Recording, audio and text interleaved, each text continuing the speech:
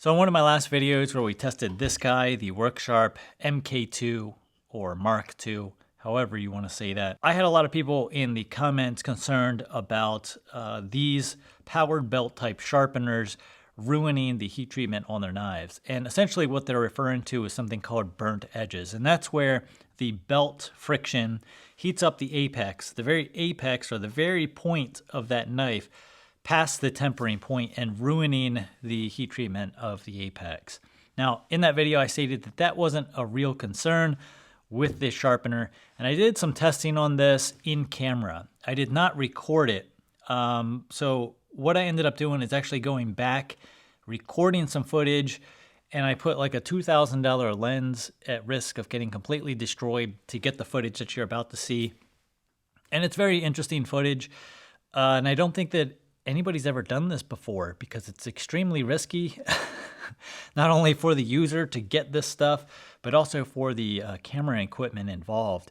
But it's actually, I think, some of the most interesting video footage I've ever got. So let's take a look at it, and I'll show you how I came to the conclusion that a belt sharpener like this isn't a super huge concern when it comes to burning edges or ruining heat treatments. So this is just to show how quickly a powered belt grinder running at high speed will ruin a knife.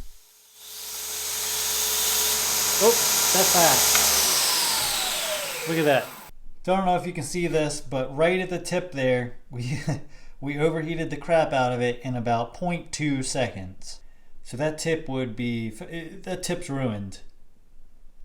It'll never be the same. So what I'm looking for here is the color change of the steel as it's heated up by the friction of the belt. And by looking at the color the steel changes to, we can tell roughly about how hot the steel became. Generally speaking, when you see any color change whatsoever, you've ruined the heat treatment. Now this may or may not be true depending on the steel type and how it was heat treated. I just used this guide as a general rule for everything, unless you know the exact heat treatment that was performed on that particular steel. Okay, so this is how fast this can happen. Pay very close attention to the color of the steel and how quickly it changes. Okay, let's see that again. Ready, go. Now, that's fast. It was that fast. That's how fast the color of that steel changed. That's how fast the steel overheated using a powered sharpener. I'm going to repeat this here a couple of times, and I want you to look right at the apex, and hopefully you'll see the color change start to happen.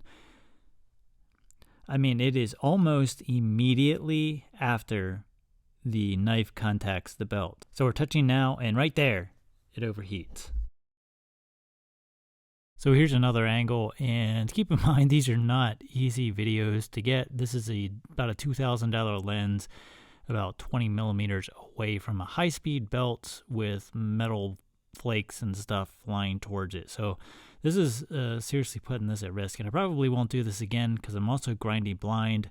I'm actually grinding through the viewfinder of the camera. This was quite interesting, but anyway, you can see how quickly it overheats. Now this doesn't happen in every scenario with powered sharpeners. As with this image right here, we are sharpening on the same 220 grit belt, we're sharpening the same knife, and we have zero overheating happening. We're using a platen behind the belt, and again, zero overheating. So here we are even closer on a 120 grit belt, and we are right at the thin apex here with no overheating. So why did one immediately overheat and others don't? So there's actually a handful of different factors that contribute to how hot a knife apex gets when you're using a power belt sharpener like this. The first factor is going to be the belt speed. How fast is that belt moving? Faster belts or faster moving belts equal more heat. A lot of this is pretty common sense, but we're going to go over it for the sake of discussion. Secondly, coarser belts grind cooler than finer belts. The belt we're using on that sander over there was moving at a very high speed, and it was a 220 grit belt. That belt was moving faster than this thing can even go, even on its high speed. Another thing is that this does not have a platen behind the belt. It's a slack belt attachment. Adding a platen behind the belt adds another surface area to generate basically double the heat. It actually generates more than double the heat because you end up having a very large surface area for the belt to come in contact with. Another area that you may not think of initially is the belts themselves. How flexible are those belts? These belts are extremely flexible, very flexible, compared to a standard 2x72 or a 4x36 or even a 1x30. And that means that there's less pressure on that apex when you're using it. And that brings me to the next thing, which is pressure itself. The more pressure you add, obviously the more heat you're going to generate. You can't add too much pressure on this belt. This is basically a self-governing belt in terms of pressure. You put the knife in there, the belt wraps around the apex, and you don't physically apply pressure to it. On a 2x72, a 1x30, a 4x36, you have to physically apply pressure to the knife apex in order to come in contact with the 2x72.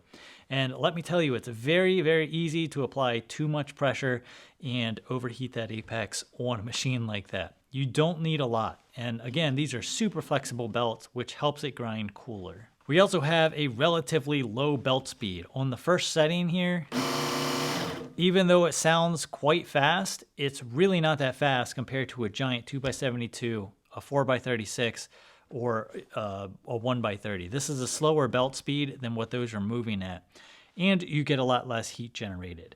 Now, all of those things combined mean that this thing is very difficult to overheat an apex.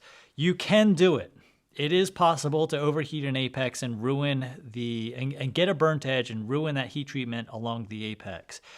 But you kind of have to try to do it or be extremely careless. If you're using this in a standard manner where you're simply placing the knife in and dragging it back at a normal speed all along the apex, then you're not going to have a problem with burnt edges. It just doesn't generate enough heat quick enough in order for that to happen. So I hope this answers some of the questions, and I hope this goes to physically show you that it's really not that much of a danger, and you can even, with care, do it on larger pieces of equipment. So remember, if you are using high-speed grinders, you do need to be extremely careful about not overheating the apex. It only takes a literal fraction of a second to overheat and ruin a blade.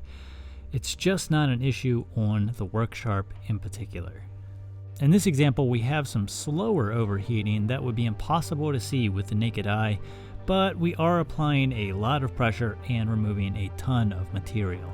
Anyway, something to be mindful of. Just wanted to share these video clips. I thought they were pretty cool. Thanks again for watching, and we'll see you in the next video.